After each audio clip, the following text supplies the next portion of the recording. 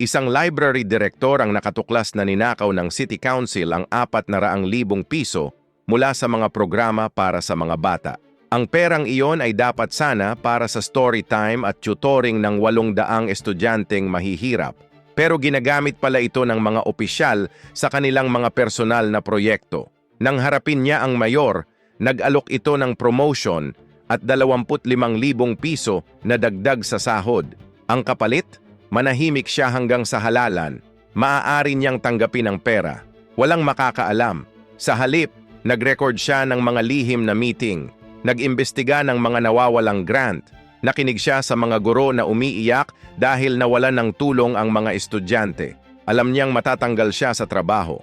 Pero inisip niya ang mga batang hindi na makakapagbasa ng maayos.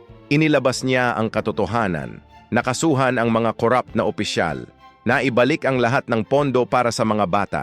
At siya, naging State Library Director na ngayon, nag-develop ng mga sistema laban sa corruption. Isang desisyon ang nagbago sa lahat. Hindi dahil gantimpala ng mundo, kundi dahil gantimpala niya ang sarili niya ng integridad.